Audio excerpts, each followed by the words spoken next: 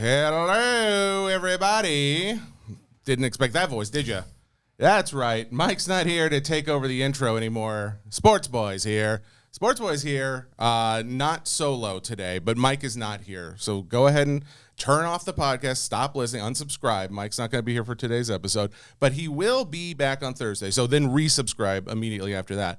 All that being said, we have someone, dare I say, I was going to say better. That'd be mean. We've got someone that lives in Nashville. I don't really know how else to describe him. Alex of Clever Cuban Cards has joined me in studio for this episode. Alex, how the heck are you? I'm doing well. Thanks for having me. You're trading out one short Massachusetts person for another short Massachusetts person. I'm just younger. See, I didn't know how you felt about the short comments. I know, like, for Mike, he'll joke about it, but I can tell that's like one of his like little bugaboos. It's like me when someone other than him talks about like my Jimmy Deans or something like that. It's like, I don't care for it, but if he's doing it, I'm okay. If I said you were like, oh, you're also like a little guy, similar to him. Huh. Who's taller? I think I am so slightly. Are you really? I think technically. Oh, man. We'll have to measure sometime. All right. Well, there, Alex of Clever Cuban, if you're not already watching his content, listening to him, he has got a massive following, both on TikTok and Instagram's growing pretty well as Thanks to you guys, and YouTube's growing too, and the podcast, where we're doing well. Part of the SCN network right here. This is cross-pollination time. Alex, before we get started, I feel like it'd be good to introduce you a little bit more fully to the audience, for those who don't know you all that well.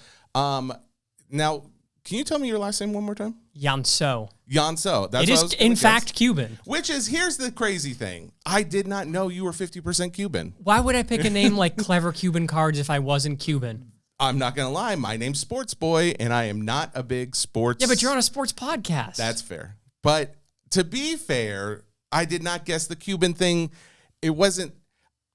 I don't see in color, but you... So anyways, I'm very white. You're a very white person. That's the only thing. I did not see it coming. Because Hispanic's a race, not a race. It's an ethnicity. Oh, really? Mm-hmm. Here's the thing. I'm going to drop this subject altogether because I don't want to get canceled. This is Mike's area. He can talk about it all day. Yeah, exactly. I will go ahead and just say it's great to have someone who's local who could just jump into the office. Yep. It feels good to have someone here because talking to someone online is just difficult. It's not the same. You've been doing this for since COVID, or yeah, I got back into the hobby like shortly after, like during COVID, but probably a year in. Okay, and I know we've talked about this before when you've guested on this show before, but you have since turned into like this into a full-time job. You quit your full-time, and now this is how you make your living, is buying and selling cards, doing content, that kind of thing? Correct, yep. So about a year ago, September 1 of 2024, I quit my full-time job in corporate America and, came and did cards. Before that, I was working to try and do this. I always had that entrepreneurial spirit. Mm-hmm. Started to really see the success early 2024, and my wife and I basically said, okay, if we can duplicate my corporate America income for 6 months, we'll make the jump. Like if I can pay myself, and I'm using air quotes for those of you that are listening to the podcast, you can pay yourself, basically proving that you can pull money out of the business, because it's easy to make money when you don't have to pull money out of stuff. Exactly. It's a lot harder to make money when you have to say, okay, you're paying yourself payroll and you're paying employees or you have all these expenses. So did that, and then full-time for a year and a month at this point. What did you do in corporate America? So my background's in education. So I've worked previously, I have a master's in higher education. Whoa. So I worked residence life, student life, things like that on college campuses. Then when COVID hit, I lost my job and went back to school for secondary education. So I have a master's in secondary ed as well for teaching high school. What? So I could teach high school psychology or history. So that's why you're so good at teaching people about cards. Yeah. So my background is education, and I kind of parlayed that with the interest and love for collecting.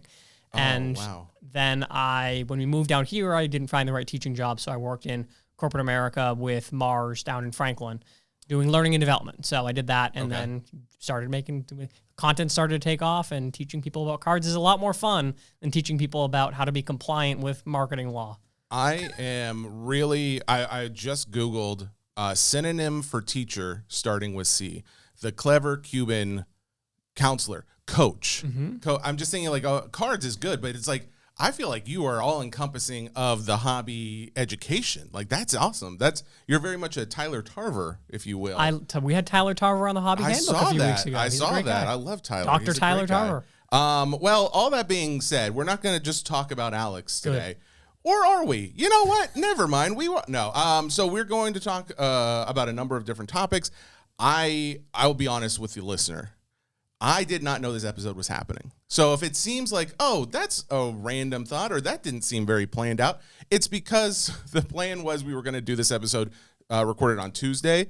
Turns out Mike could not do that. Mike is gone because he is in Virginia for DC Sports. They're going to do this huge auction tonight starting at 7 p.m. Eastern on the eBay Live DC Sports channel. So go check that out. But that's why he's gone, and it turns out he's not going to be able to be back in time to do it tomorrow. So that's why some of these segments are going to be like, hey, what else did you want to talk about? So let's start there with what else did you want to talk about? Where would you like to start, Alex? Because I can go football. I can talk grading. We talked about a number of other things with baseball, Topps Update. Anything that jumps out at you? I mean, I think just a quick little bit and a preview of a rant that I'll go on in my podcast later this week is grading. You know, we saw PSA raise their turnaround prices or turnaround times and prices for sports cards. I was going to say, but not for non-sport Which cards. I thought was a really interesting thing because Pokémon, as everybody knows, is booming right now. Absolutely. That market is crazy. You know, the card shows here in Nashville has been taken over by Pokémon dealers, understandably so, because it's super hot. I don't like to brag about it, but yeah, these are all accurate statements. Yeah. Mm-hmm. But I thought it was really interesting. Clearly, PSA is being met with a ton of submissions. They are being inundated with demand, and they are saying, okay, you know, we're going to bump this price up because we need to slow down the amount of submissions that are coming to us, and also say, okay, we're going to give ourselves a little bit more time. I have a submission to PSA that's been there for a minute, and it's within the time period that they tell you, but it's longer than it previously has taken me. Okay, gotcha. And I was surprised to see them both raise prices and turnaround times, but I was more surprised to see that they kept TCG the same. Well, I won't lie. I was surprised as well. I was glad to know that it was still the same for so all the Disney product that comes out and the other Topps and Upper Deck and all these other non-sport products, those will continue to apparently have the same pricing. I assume that the time will still be increased, but the pricing is the same. Is that your understanding, or is? I'm not positive. But either way, I'm glad to know the pricing is not increasing. However, the TCG portion of it, I am kind of surprised that they didn't up that just because of the sheer amount of cards. It is I think that's for the last few gem rate numbers that had come out. I thought it was mainly Pokemon that had been driving all submissions of grading. So it's like the fact that they didn't up that one is the more shocking thing. What's your take on it? I'm curious. My suspicion is that TCG is easier to grade, both from just like the physical card itself, as well as you're not having the research and ID side of things is significantly easier. You don't have to deal with, okay, what parallel is this? Is it the green wave? Is it the green lava? Is it the green ray wave? Yes. Like all of the nonsense that exists in the number of parallels that are in modern sports cards. 100%. And it's, you look at the back of a card and it'll say Topps 2025 or something, but it won't always give the full name of the product or anything either. Mm-hmm. So it's anybody grading this can know exactly what product came from. There's not a question of what parallel, unless you get one with a Pokeball stamp on there or a hologram or something else. It's typically always the exact same. So it does seem like it would be easier to push through. My other thought is, man, that market is so hot right now. I don't think they want to do anything to slow it down. Yes. And it's okay, well, the other market isn't as hot right now. So it's okay if we slow that down a little bit. But let's keep this one, the momentum, pushed forward as fast and hard as possible. So we're not going to change timing, or we're not going to change pricing or anything like that. My other thought is, okay, well, we're increasing pricing, we're increasing time, but they also just announced they're opening up in Europe as well. And there's a thing that I saw too for Canadian graders that they don't have to, I guess there's no tariffs now for Canadian grading. I don't know exactly how they're doing it, but if you're grading in Canada, you can submit your cards without tariffs, and now you can grade in Europe without worrying about tariffs. I mean, they are expanding quite a bit. It does make me wonder if this is can they handle it all? Because if they're having to slow things down here, which is typically the reason why you increase pricing, increase delays, is because you can't handle all of it. Do they have the bandwidth? Well, with scaling SGC back, you would think that they would. They're taking on a lot of those resources. I'm also surprised in that, given that they're doing their PSA certified repacks, given that they're doing the offers when you're doing your grade reveals, they will literally say, okay, we'll buy this card. I've seen people getting 95% market value on cards, and I'm surprised because I agree with you that on the TCG side, they don't want to put a cap on that market, because if you're not having enough slabs hit the market, you're not able to, supply and demand, simple business principles. 100%. Same thing with sports cards, though. Right now, they are wanting to, PSA is literally wanting to buy these cards from people in order to make their repacks and do these things, yet seemingly they just can't keep up with the demand, regardless of that want or desire. Yeah, I guess what do you think about the card market when it comes to sports cards right now? Would you say that it is slowed down at all in the last? No, I think it's hotter. And I found that, one of the things I've talked about a lot recently with me and my business is I have a hard time keeping up with my inventory, specifically graded cards. Okay. That I have had. And this is modern or ultra modern? I do all ultra modern baseball. Okay. Baseball specifically. Baseball specifically. But that does count out a big chunk of the hobby that's basketball and football, and we know basketball has been hurt because we know Topps is about to get licensing, but they don't have it now, so the non-licensed stuff isn't as popular, it seems like, in some instances. And then football, I don't know what the football market looks like exactly, but it does make me wonder if, because of the slowdown maybe on those sides of things, that maybe you don't see it as much on the baseball side, which is probably maybe more of the hobby darling when it comes to what's popular right now. Well, I think baseball is the best market of all the kind of big sports. Sure. But I think that the problem is, I think the sports market is, if the Pokemon market was not booming the way that it is, I think that we would be looking at the sports market and say, whoa, things are really, really good and really, really healthy right now. Yeah.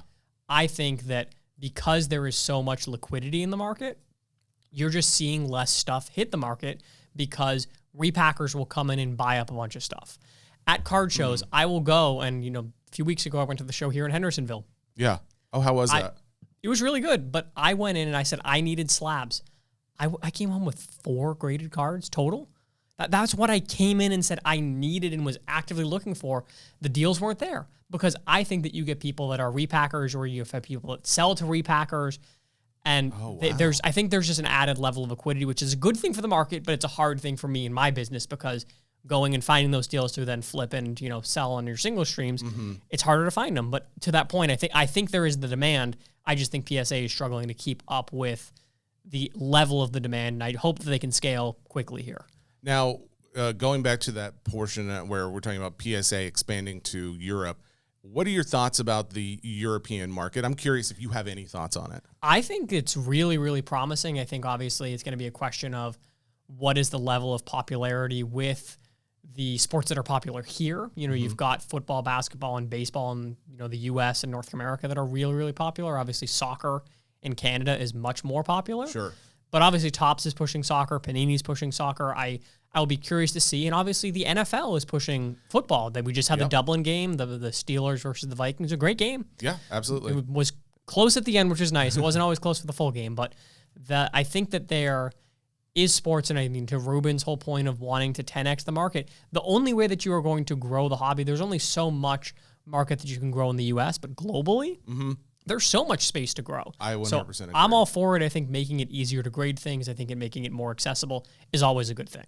So I do some consulting work on the side for hobby shops, and one of the shops that I've been working with for a little while is Third Down in the UK. It's like they are actually, at this point, I would say one of the largest shops in the UK as far as sports cards, non-sports cards. They do both actual physical shop, but they also do some breaking as well.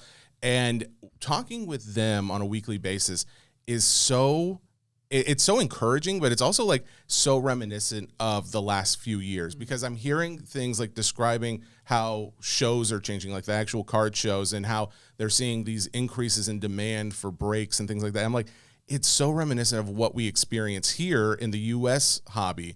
And I really do feel like that is the next boom in this hobby altogether, as far as card collecting goes, is expanding to a more international market. And at this point, you have PSA now saying, hey, we'll come to you. You don't have to send those cards all the way over here, because that's what I think a lot of them were having to do, just send bulk submissions over. They have, actually, there's a company called, I want to say Ace, is the card Ace Grading, yep. Yeah, so they it's run by like the Sidemen, or this, those guys like that do. Is it Randolph, one of the guys who does it? I think he's a content creator. Yeah. So I think they do it, but it's been crazy because they're so limited with how many cards they can grade. But from what I'm hearing is like they are putting up maybe like 200 cards a month, or maybe 300. I don't know. It's not large numbers, but it's like guys have been going to them just because they know there's some resale there that's been pretty decent, and it's local. But now you enter the behemoth of PSA into that market, and turnaround times start going down. Probably, I'm guessing the cost to grade starts coming down. It makes it to where now these guys who are going to shows and they're hearing stuff about counterfeit cards and things they don't trust, and now they can get their slab cards that they feel like there's more protection in. That you're opening up a third-party market to be able to buy and sell cards more confidently, knowing that they've been graded by a bigger company that's checked the authenticity. It makes me believe like, oh, well, we're going to see this market really start to explode. And we already saw Fanatics open up the card shop in London. We are seeing multiple shows. Like the guys at Third Down are telling me about all these card shows, like, and they're only getting bigger. And I'm like, man, it is very, very interesting to see where we will be, or to me, I think like in the next year, where we will see the hobby growing as far as like buying and selling across the pond, so to speak. My only concern, and I'm sure people who are much smarter than me and make a lot more money than I do are working on this problem, is how do you connect those markets? Yeah. Because it is not easy to buy internationally, especially with, talking about PSA trying to avoid tariffs. I was bidding on a Cal Raleigh rookie card the other day. It was shipping from Canada. And I bid probably less than maybe I would have had it been in the U.S., because I wasn't sure on what I was going to get hit with. Yeah. And Canada is pretty easy from a shipping and just logistics standpoint. If you're trying to buy from Europe or Asia, it happens. There are sellers on eBay that do that. Sure. But it's a lot more complicated. I think that if whoever can figure out how to better connect markets, that is going to be, I think, the big linchpin in making things really blow up. Well, and it makes me think of like the ideas that we see with like Courtyard and Arena Club and these like online platforms where you can buy and sell and trade cards. And it's like, oh, well, now I don't have to worry about like the tariffs involved with trying to ship this card over or something like that. Now I just have it in my vault or whatever the case may be.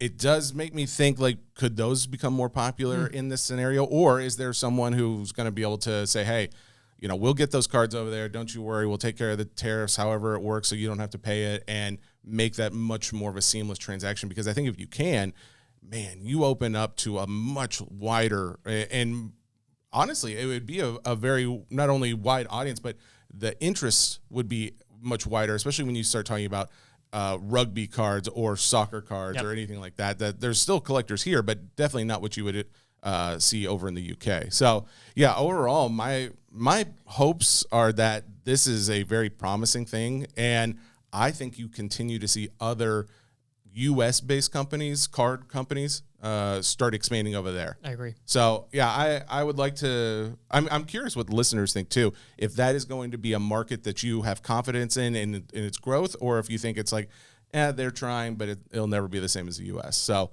drop a comment below. I don't know where they're going to comment that, but just on YouTube or Spotify, you can comment there too. Do it all. Okay. That's a good topic. I appreciate that. Here's a little topic I would like to mention because it has not been brought up on here. I hit the 1-of-1 Walt Disney card. Bam! Congratulations. That's it. I just wanted to say it because it feels good. Thank you. I appreciate that. Mike mentioned it last week. I know, but it. You haven't gotten to brag about it. I didn't get to brag. Here's the thing. It's a big deal for me because what was crazy is I talked about it on the Hobby Nonsense pod, right? Yep. Like that was the bigger thing. And I'll be honest with you, I did not remember saying it. So I'm in the break and I pull the one and only Walt Disney from this year's top Disney Chrome product. And guys are like, dude, you predicted. It's like your Babe Ruth moment. You called your shot. Called your shot. And I was like, oh, yeah. And I'm like, I did not remember actually saying it in the podcast. But then we went back and checked, and I was like, I literally said, oh, well, I'm going to pull it this Wednesday on Fanatics Live in this break. And you so did. Come and check it out. And then it was in the first case. And it was like, then you start getting, I love this part. I start reading through comments of people who took screenshots and posted it. And then inevitably the comments start, what do you know? A breaker got it. Yeah. Oh, what do you know? This guy affiliated with Topps. I'm like, I'm not even affiliated. Like, they don't pay us to do anything. The Topps, the only affiliation is the fact that we get allocation to be able to break. I don't have any sway, and they have no sway over me either. So it's just like, I do find it funny, but at the same time, I'm like, please continue to believe it. If anyone wants to believe I get loaded cases, come break with me. Please do it. Continue to think this because it's great for me. But that's all to the side. It was a very positive, and I'm just so glad I was wearing the Buzz Lightyear costume. Yes, That's the real for 14 hours. Yeah, well, I did switch. Yeah, it was I think it was around hour maybe 12 that I switched to Winnie the Pooh. I did pull a 1-of-1 wearing the Winnie the Pooh wore the Winnie the Pooh costume, and I pulled the Maleficent 1-of-1. That one is another loaded case. No one's talking about that one because apparently it wasn't the biggest, the bigger one. But anyways, that being said, there's more Disney to come. I'm just gonna go ahead and self-promote. I believe this Tuesday and Wednesday I'm gonna try and do some Disney breaks. But there's also Wednesday's also Big SpongeBob Day. That's when SpongeBob comes out. What are your thoughts on SpongeBob, by the way? I'm just curious. I don't know what Mike would only say. Some yellow sponge pervert would be his comment. And so I'd like to know what Alex thinks. I mean, I liked SpongeBob as a kid. I didn't get any of the boxes on pre-order or anything of that. Yeah. It'd be one that I would probably like. I'd be fine with ripping a box. I'm not going to go crazy, enter breaks and this and that for it.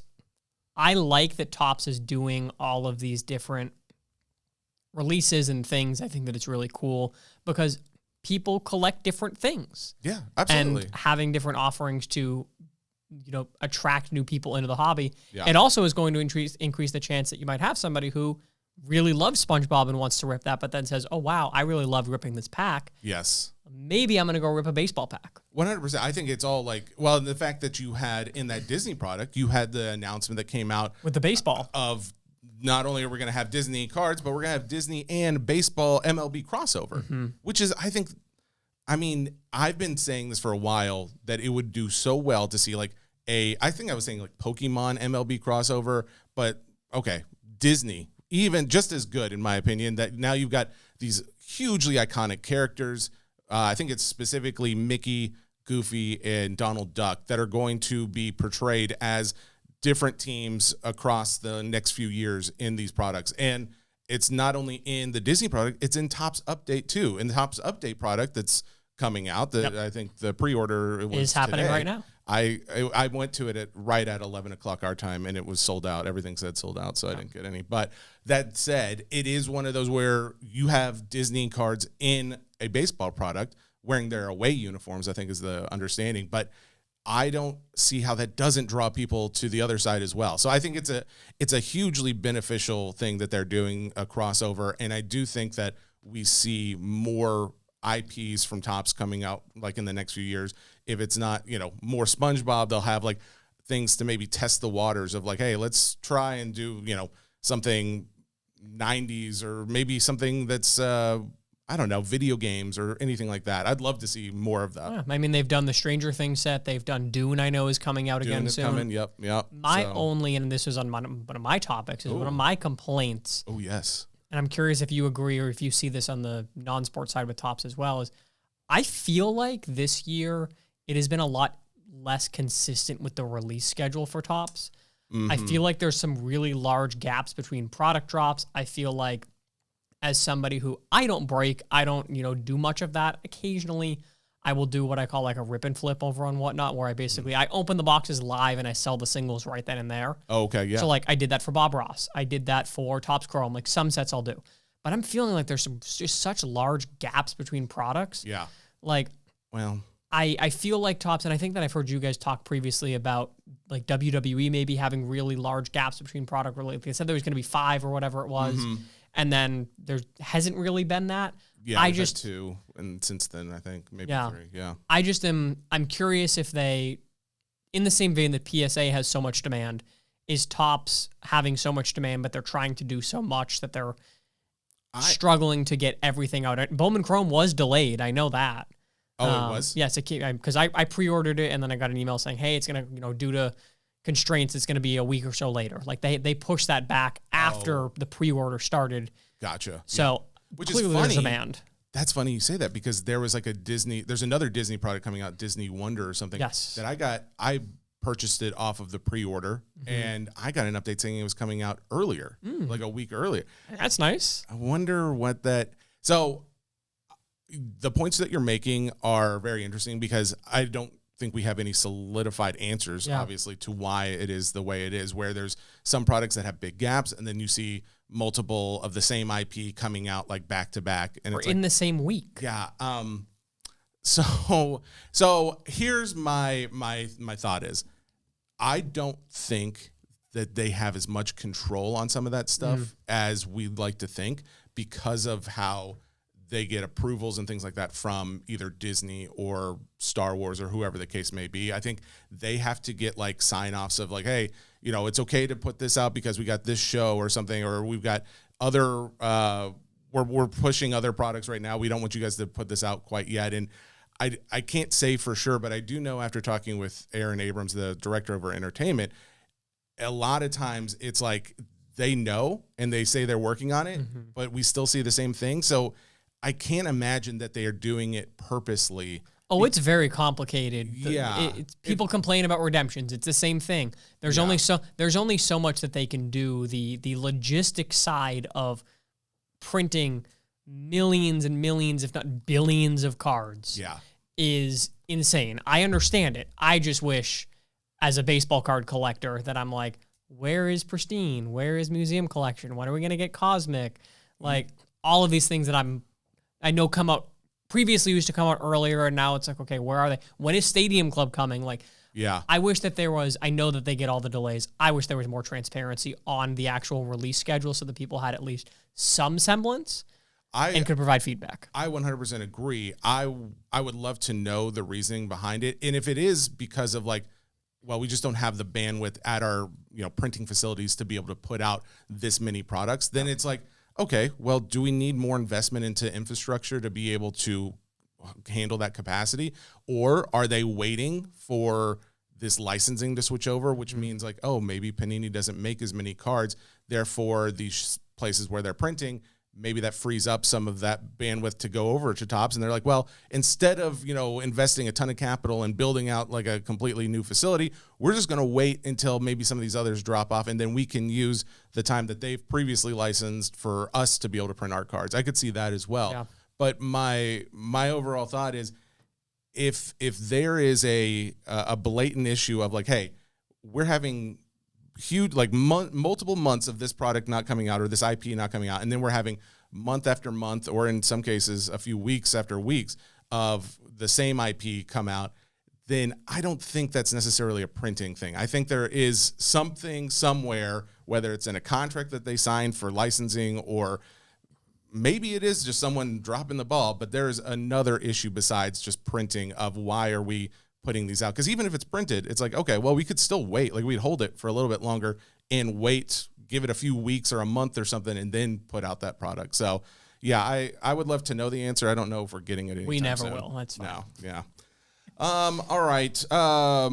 There's been plugs. I'm trying to think of all the other things. What did you want to talk a little football? Yeah, happy to. Here's a question for you. Why? I thought Aaron Rodgers cards, like the pricing of some of his cards, specifically his rookie, like his 2005 Topps Aaron Rodgers rookie card, PSA 10. I was looking at pricing, and over the last, like, what is this, a 3-month period, it hasn't changed at all. And I was thinking, oh, he's gonna have like maybe a little bump, or like he'll start to rebound a little bit. No, he's played well, but I think one of the things that you need to consider here. How liked is Aaron Rodgers? That's fair. Like, people need to, when buying and selling cards, how likable a player is has a huge impact on their market. Yeah. You look at a Manny Machado, and I think he's done a lot of maturing since he left Baltimore, but he had a lot of stuff early in his career that he kind of was seen as a bad guy, as somebody who did some things that were not necessarily the best, with throwing his bat and getting in just problems with on and off the field. That leads to people not liking him. And if people don't like you, are they going to want to go? And at the end of the day, you collect things because you like them. Do you think that's a bigger case in younger collectors than older ones, or do you think it's vice versa? Or I think it goes, I think it's with everybody, because I hear guys at the card show all the time talking about, oh, like, I don't want to buy this guy because I don't like what he said about this or did with that. Like, whatever. Collect what you like and you're not going to lose. But I think that if not enough people like you, it's hard to drive that market price up, even when the Steelers are playing well and winning games. Yeah. Well, and I think you're right. But my thought is, too, kids especially seem to collect people they like, or like, and whether that is because of their performance on the field or because they are in a movie or commercial, or they just did something really nice on a viral video and they're like, oh, I like that guy, I want to collect him.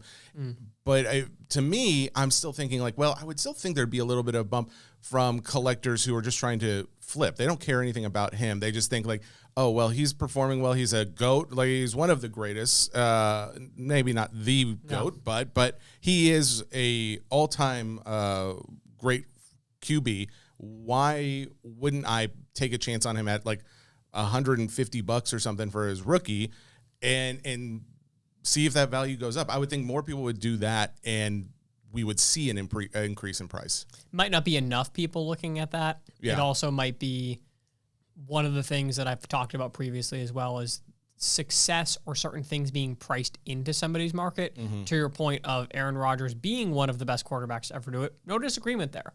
But looking at it, what do you think the odds are that the Steelers are going to make a deep run in the playoffs and win everything?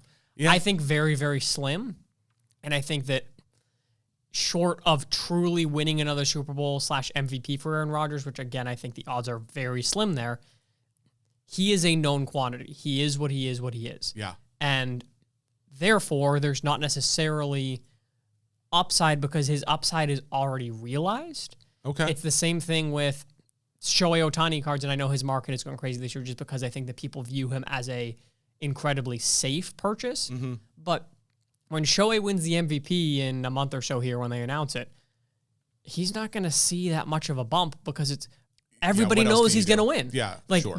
Everybody knows that Ohtani is going to win MVP. It is already priced in from a market standpoint. If you're saying I'm going to buy his cards because he is going to win MVP or he's, having this bounce back season, I kind of think by that point, you know that it's already happened. So the market has already adapted to that and priced it in. Well, I guess my hope is to see because I saw Aaron Rodgers documentary on Netflix, and he became more likable after watching that. I was like, I can see why people do dislike him to some extent, but I was like, I think there's some misunderstandings in some of his viewpoints that I don't think were accurately represented in the court of public opinion.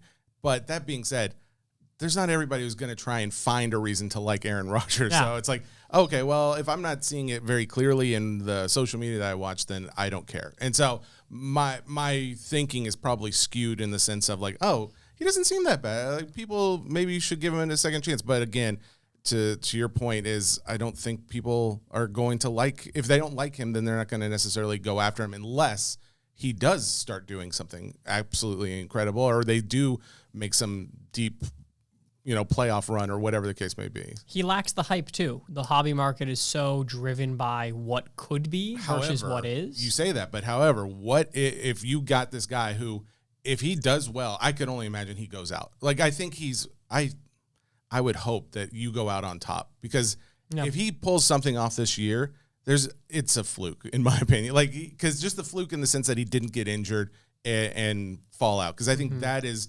not to say he can't still play well, but I do think like just aging, bones get more brittle, and he's just not as maneuverable as before. He's going to get hurt at some point. So if he manages to stay safe through the rest of the season, they do make some huge run, I think you start seeing a lot of hype, because a lot of people are going to talk about Aaron Rodgers coming back out of nowhere after these last couple seasons, and couldn't do it with the Jets, but now he's here with the Steelers. Like, I think a lot more people start to talk, and I think you go from $150. I could see that card going back. I think in the last year or so, it touched maybe like 250, maybe 300 or something at some point, I could see it start to touch those if that happens. But that, again, that's a big if. And so my thinking is, though, he's probably not going to drop.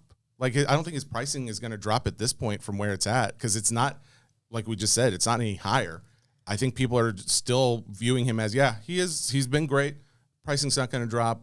My point would be, okay, well, if it's not going to drop and there's basically just upside potential, why don't I just go grab a couple and just see what happens? Yeah, I think you're not wrong in that he's 41 post Achilles injury. Like, if he were to somehow win, go all the way, absolutely, I think he's retiring. The implied odds in terms of, I just looked this up, the Steelers are plus 6,000 to win the Super Bowl. Okay. You bet $100 you're going to win. Sure. You're $6,000. $6,000 more than likely. Yes, you're going to lose $100. Yeah. The implied probability there is 1.64%.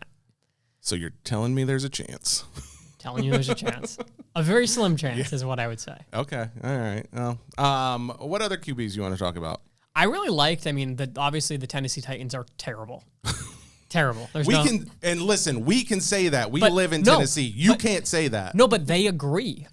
Cam Ward in his post-game press conference said... You have that quote? Can you quote that for us? I think he said, and I don't know if you may need to believe it out, I think he said, we're ass. Yeah, I mean... He said... I don't even know if I fully understood the earlier part of that statement. In fact, Happy John sent over this... it says, if we keep it at $1 right now, we ass. Is what he said. Yep. I don't know what if keep it at $1 means. Do you know what that means? I'm Googling it. Okay. Rebecca, do you know what that means? I recognize. To be completely honest. I don't know what that means. But he's a big part of the problem. He's not, but at least he recognized that he's not playing well. He has said, I have not played. I do like which, that. Don't get me, you need to then therefore make the changes and the adjustments. But at least they recognize how many quarterbacks are going to go up there and say, we've had a couple of rough weeks and it's going to be okay. Like, I like that he's being real and truthful. Sure. Because he's right. They are terrible. Yeah. Like, there's no question about it. And are you telling me an 0-4 start's bad? Well, but we talked about this last week on the Hobby Handbook. I had Brendan, who's my football guy, come on and chat football with me. And we talked about that the problem, too, is that the Titans don't have talent around him. Yeah, exactly. It's a bad situation in general because the roster is just not good, period. Yes. And that's that's part of the problem. You put him, you give him some good weapons. Don't get me wrong, they still may be 0-4. But it might at least be a more promising situation. Exactly. At least you could see there's, they have enough skill here or there that maybe there's upside. Yeah, there's a possibility we can do better. You could get Spears back this week. Does that excite you a little? Tajay Spears does not excite me. I'm sorry. I mean, he's a decent third down back, but he's not going to be last week you talked about how Jackson Dart was going to start this week. And hey, the Giants went out and won a game. And I know Malik Neighbors blew out his knee. Yeah. It's confirmed that he tore his ACL. He's done for the season. Yep, they confirmed it today. Yeah. It's brutal. It's really, really unfortunate because he's such a talented young wide receiver. Yeah. But looking at that, we said, with Cam Scadaboo, with Malik Neighbors, they have some talent around Jackson Dart. Mm-hmm. Jackson Dart is also a more mobile quarterback than Cam Ward is. Yeah. Which being a mobile quarterback as a rookie does tend to correlate with a little bit more success early on. Okay, yeah. And so I said, I think that Jackson Dart is probably going to be seen as maybe potentially a better prospect come the end of the year, may have more market value than Cam Ward. I don't think that means Cam Ward's a bust. The Titans are going to be terrible the rest of the season. They may go 0-17. Yeah. They might. Why do you have to say? We know that's the case. You don't have to say it out loud. But the reality is the reality. Would be a good way to get a win? Tell me. Firing Brian Callahan. Well, everybody, that's what they're chanting in the stadiums. I think the Titans have some of the lowest attended games right now, and we're only, in the fourth week? Yeah. It's not great for a Titans fan over here. So, hey, tickets will be cheap later. We can go to games. There you go. Very, very cheap. We'll do some content. Yeah, why don't we just take advantage of it? Maybe that's a good idea. Titans just turned it over again. That'll be most of the show, I'm sure. Okay, so Titans are bad. There's no investable.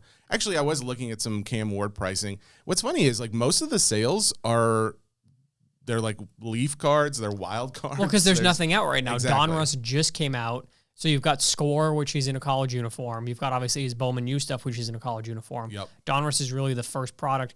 And we're in a point right now where if you believe in Cam Ward, despite the 0-4 start, don't go buy his cards because the supply and demand is not there. There is so little of his cards out there that the price, even though they're playing terribly, is going to be inflated because there's only Donruss cards. You're not going to find anything else. You wait a year when Panini finally releases Optic and Prism and all of these things that they are going to take forever to release. Do you think they're doing that purposely? I think they are. Yeah, I think it is. That's something I want to talk about after you're completing your point here. But yes. They, at that point, you then can go buy his Donruss stuff for super cheap. Absolutely. Yeah. My thought on the card printing thing, just real quick, was just I saw Upper Deck. I don't know how the licensing works exactly, but I know Upper Deck had Marvel licensing last year, and then obviously Topps got it this year. Yep. But you still saw, especially earlier on in the year, you still saw Upper Deck putting out Upper Deck Marvel products. I assume because it was, I don't know how the legality works. If it's already produced, are you able to release it? That's kind of my thinking. And I'm wondering if Panini has like warehouses of product that they are just stocking up, and they're like, yeah, well, guess what? This is coming out, April 1st or whatever the day after Topps comes out with their licensing. Yeah, I could imagine that happening. That's a side point, but it does make me curious of what happens there. So Cam Ward pricing is funny because I was looking at it. I was like, man, I'm kind of surprised, but that's a very good point. There's just nothing else. The pricing is what it is because there's just nothing else really out there. Let me see. Anything else? Any other QBs you wanted to talk about? I mean, Lamar Jackson got hurt yesterday. That's How are you definitely doing in fantasy, by the way? Good couple of weeks. I was actually just looking at that. I'm 0-4 if that makes you feel any better. I need a little bit of a miracle to beat Joe this weekend, which we'll see if that happens. But here's the thing. Lamar got hurt, so that's my problem. Like Lamar's my quarterback. Oh, yeah. Well, you know who my quarterbacks have been?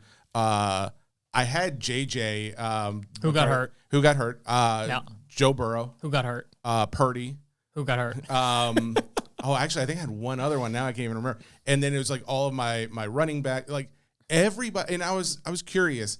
And I think I asked this question last year. Does it seem like more players are getting injured more often, or is this just me in my own personal circumstances attributing this?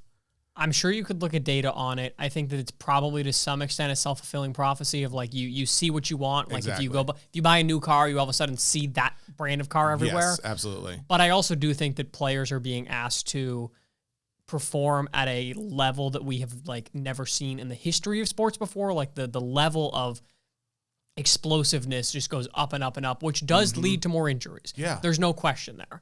But it does make me wonder if, like, I know it's not like these greats have never been injured. Tom's been injured. Yep. Aaron's obviously been injured. A lot of really good players have been injured over time, but it's like if we have all these players that are performing at these levels that are higher than what they maybe their counterparts previously played at, which is causing more injuries, or maybe just the fact that, the defensive line is just getting bigger and better, or whatever the case is, it still leads me to think like, oh, are we going to be able to really experience some of these great quarterbacks really show off? Because even if they're great, they're still getting hurt all the time. Like the Joe Burrow, for example. I mean, like it just makes me wonder how that affects the hobby as well. Rebecca, your thoughts? Yeah, I mean, did you see Odell Beckham Jr., his tweet last night, which is like very spot on? He basically said to the Giants, like, you have all the money in the world, get rid of your turf, which is like Cam Ward said the same thing. He said, why do we practice on grass but play on turf? I absolutely agree. Oh, that is a really good it's point. Like Aaron Rodgers 2 years ago, that was on the same field. There's been like Nick Bosa, Odell himself, now Neighbors yesterday. Yep. It's all people who've been injured on that same MetLife turf. Well, and the research shows that turf is you injure yourself more because it's not a natural playing field surface. Yes. Oh, I did not realize that. Okay. Yeah. With the World Cup coming. The Giants specifically, it's like you have all the money in the world. Well, they're going to put grass in for the World Cup, but then they're going to pull the grass out after the World Cup ends to put turf back in because they don't want to have to pay to maintain it. Oh, my God. That is ridiculous. It is, yep. Wow. Yeah, it's bad. The richest people in the world are actually the cheapest people in the world. What else is new? This is not what you need to be This worrying. podcast is about to change subjects real hard, and I'm in. I am in. Fat cats, the 1%, down with them. So anyways, that's obviously, these like are side things that I always think in the back of my mind, like, how does this affect our hobby going forward because of the fact that you have so many injuries, you have so many issues with maybe management, people putting money before players. There's a lot of things that could negatively impact people's collecting ability going forward. Well, I think that it's a bigger problem than maybe most people even will think about, because look at a guy like a Cam Newton. Okay. Cam Newton, MVP, made a Super Bowl. I know he never won the Super Bowl, but he was back in his day as, very hot, hot, exciting of a player as you could be.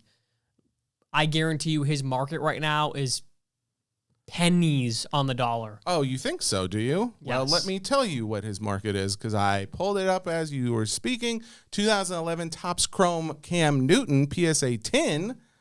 Any guesses on what it goes for? Mr. Pennies over there? I'm going to guess it's a $34 card. Boy, you really underestimate Cam. $79. Okay. Now, would you like to know the pop count? Yes, I would. 53. Oh, had I known it was a pop 53. But I think that you look at the longevity that a player has in their career makes a big impact on whether or not they stay relevant. Sure. Tom Brady's market is still relevant because he's the GOAT. Yeah, absolutely. Like, if you do not play long enough to build up that foundation of who you are, your reputation, your accolades, you're not going to have long-term market relevancy. Well, and you can play long enough, but also you can stay pretty private and quiet and people not give you the same kind of love and respect they might if you were out in the open doing commercials or showing off your personality in some way. It's back to the Aaron Rodgers. People don't like Aaron Rodgers, so he doesn't sell well. Yeah. People who Josh Allen is a super likable player. Sure. And obviously Josh Allen is also incredibly talented. Absolutely. But him being likable and in the media is a positive thing for him and his market. Do you invest in Josh Allen at all? Well, you're a baseball I don't guy, really so. do much football holding, but Josh Allen, I think, is one of the safer players that you can have money in. Okay. I would think. I would think so too. I said that he was a hold, but I did do a video before the season saying buy, sell, or hold, and I will toot my horn a little bit. I said buy Daniel Jones before the season. You did say that? I said to buy Daniel Jones. I said he was so cheap. Yeah. The downside is so minimal. Like, realistically, how much worse can it get? That's honestly my opinion on a lot of different players. It's like, okay, yes, he may not perform out of this world. He may not even perform at all. But what's the downside? Yep. It's very little. And the upside was huge. Yeah. Changed to a new team. And I know the Colts lost yesterday, but he played another, I think, solid game. He had a few bad throws, interceptions, things like that. Yeah, but it was close for a good chunk of it. Okay. Let's see. What else did we have to talk about? Topps update. We didn't really talk about Topps update. What do you think? Your thoughts on? I think it's going to be very promising. The Disney alone, I think, will boost the pricing on this product.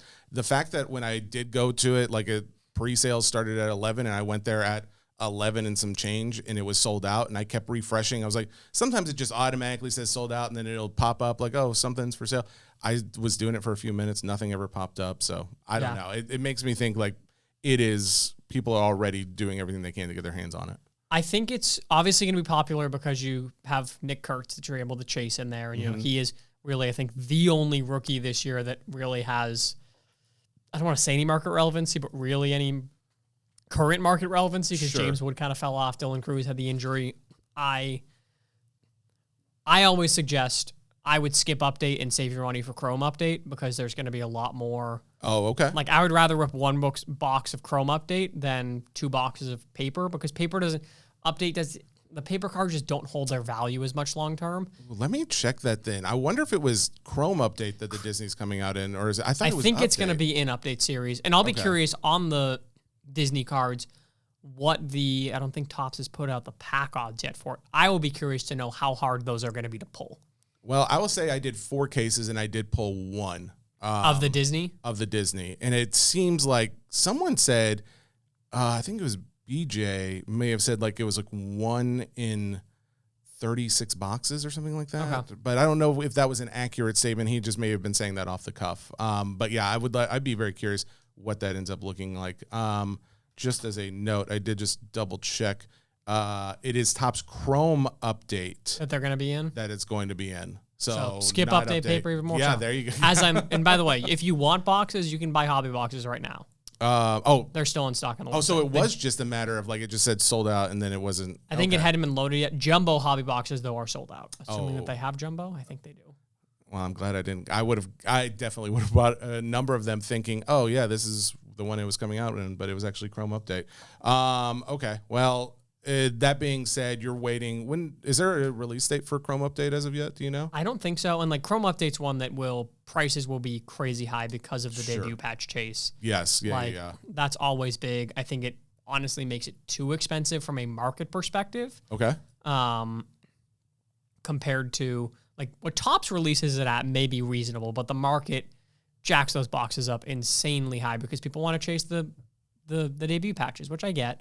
Yeah, I do understand why they're going after them, but I also think the fact that you're adding more reason to buy this update with it's a good thing. I hate to say the Disney thing again because I know like it's not the end all be all for a sports collector, but it will drive pricing. It adds it never complain when there's added value. Absolutely. Just because. But added value is only in relationship to initial cost, I think. Like, if it costs, $1,000 and I can sell everything for $1,001, the value is like, oh, it's not as great. But, if it sells for $250 and I can sell it at $1,000, okay, yeah, there's some real value there. My concern is this is just one of these things we keep seeing where it's like, oh, it's super popular. Mm-hmm. Topps comes out at a reasonable price for pre-sale. It's super popular. And then all of a sudden the big box stores are releasing it at, basically a few bucks less than what it's going for, or maybe a few bucks over what it's going for on eBay. Yep. And it's like, oh, geez, why did it just jump like that? Because the market is the market. I talked about this. I ranted a little in last week's episode of the Hobby Handbook where I had somebody on one of my Bowman Chrome videos comment, I said it's $300 for a box. Mm-hmm. And somebody commented, said, is 300 crazy or am I just poor? Oh, yeah. And it was funny. One of the answers to the comment, which I thought was very accurate, was yes. Yes. Like, yes. Yeah, that's good. But I think so many people in the hobby, and we know that, especially from the Facebook group, people love to complain. I don't know if I would agree with that. To complain, but possibly. Specifically about prices. Yeah. And at the end of the day, the market generally is deciding what these boxes are worth. Yeah. Topps releases a box, and sometimes Topps releases a box, and 6 months later, it's worth less than what Topps released it at. Oh, yeah, for sure. It happens all the time, but yes. A lot of times, Topps releases the box, and the market says, I value this more than what the MSRP is. And in the world that we live in of sports cards, the market is going, I love to say this, the market is going to market. Yeah. You can disagree with it. You can say, I don't think that box is worth that much. I think that it is, ridiculous that it is that expensive. Yeah. But pretty holistically, the sports card market is supporting that price because boxes are actually transacting at that price. And if you don't like that, that's fine. Don't buy it. And I completely agree with you. Here's where my personal empathy kicks in.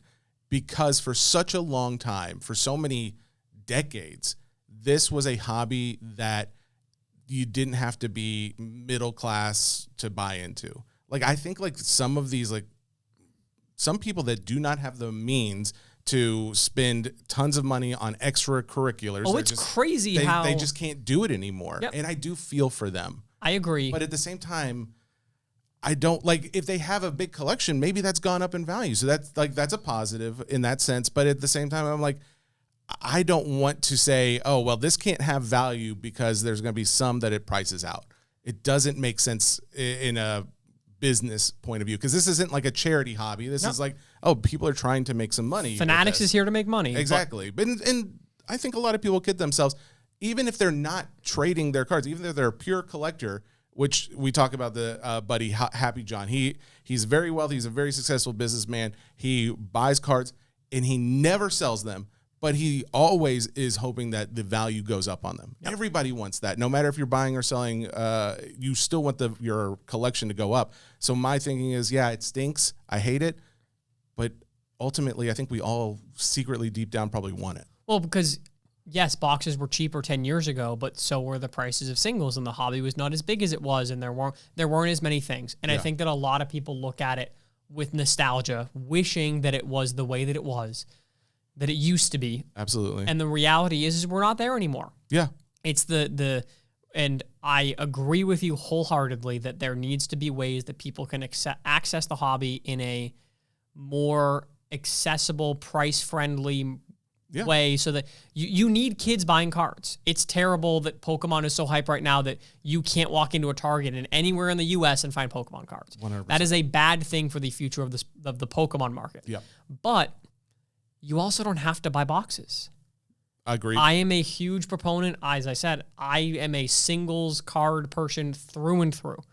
You want to go buy singles? Mm-hmm. You can get insanely cool cards for less than the price of a blaster box. You can go buy case hits out of Bowman Chrome for less than the price of a blaster box.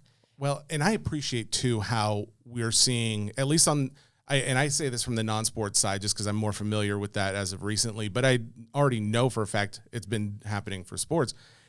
It's not like you can't go to Target right now and pick up a baseball blaster or a basketball blaster or some mega box or something like that.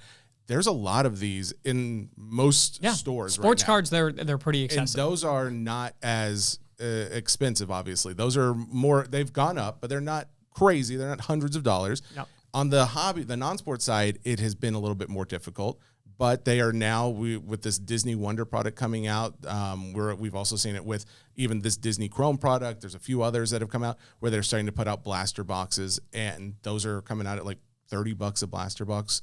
Definitely something affordable. It is still something chase, so it's been hard to find it, but those are the ways that I think Topps can do what they can to try and like give the people who can't afford those hobby boxes, still give them a chance to get into it. Because I absolutely agree. If we don't have kids getting into the hobby, then in the next decade it dies off or it slows down, if nothing else. So I think that there's ways that they can help this, but ultimately I do think that we don't really want it to go down. Like, I mean, as a hobby as a whole, like the majority don't want values to go down. And the only way it does go down is if the wax prices go down. Well, and to that point of people, there's plenty of cheap products that you can still rip. But I think the people that are complaining about a Bowman Chrome hobby box being $300, they aren't ripping those cheap products because they want to pull a big card. Yeah, exactly. The beauty of the hobby box is you get 2 guaranteed autos and you get the chance at a case hit and things like that. Yeah, you can go rip a blaster box of Disney Topps Chrome for $30, but what are the, and Topps tells you this, what are the odds that you are going to pull a super fractor out of that? Yeah. Compared to what is the odds that you're going to pull it out of your hobby box? And the hobby box is a significantly better chance. People are ripping that because they like the thrill of hitting that huge card. But that huge card isn't going to be huge if the market hasn't gone up in value and there isn't more people here. So it's one of the things in my first episode of the Hobby Handbook that Ryan Alford said is the genie's not going to go back in the bottle. It's here. The hobby has grown. There are good things that are as a result of that, and there may be some things that have priced some people out, which is unfortunate. Yep. But look at a price like $300 on Bowman Chrome and compare that to Prism Football, $1,000+ a box, and that is way harder to hit anything decent out of. They don't have good autos. It is a much 100%. harder product, much larger checklist, and I think that is it ideal? No, but we are where we are. And we should keep pushing Topps and Fanatics to make things affordable and to not just immediately jump to market price. But Agreed. The reality is the reality. The market is going to market. And if the market values it at that price, guess what? That's what it's worth. Oh, man. Alex, I completely agree with you. I appreciate your point of view. I honestly am trying to think where we take the subject next, and I'm realizing the time. We've been going almost an hour. I feel really proud of us. I'm not too. going to brag. And here's the thing. There's several other topics that I wanted to talk about, but due to time, and they're kind of like crossovers, I'm going to be talking about some stuff with like fake slabs and things like that on Hobby Nonsense. So tune into that as well. We've got Alex is going to he's clued us in on a few of his rants on this coming episode this week. So tune into Alex's, what is the name of the show? The Hobby Handbook. The Hobby Handbook. I always forget it, even though you've mentioned it 5 times this episode. Alex, tune into that and all the SCN Network shows. Big stuff coming up this week is going to be Mike Tonight with DC Sports on eBay Live, starting at 6 p.m. Central, 7 p.m. Eastern.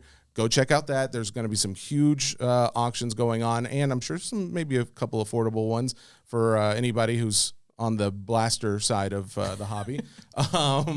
But then there's also going to be non-sport breaks. We got Disney coming this week as well. More Disney, I should say. We also have SpongeBob on Wednesday. And on Friday, I'm going to be doing, with my buddy Solar Ray, we're going to be doing a WWE Finest, which is the first time I've ever done any wrestling. I'm actually letting him drive this one because he knows all about it, but we're going to do it together so I don't look like a fool. So that'll be fun. There's a lot of breaks coming this week. Check out all of the content.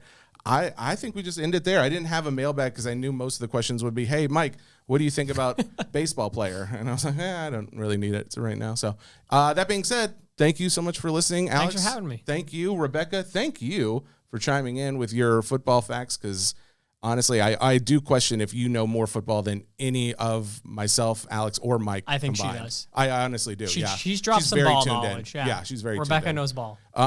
So thank you all, and we will see you on the next episode on Thursday. Mike will be back then. Talk to you soon.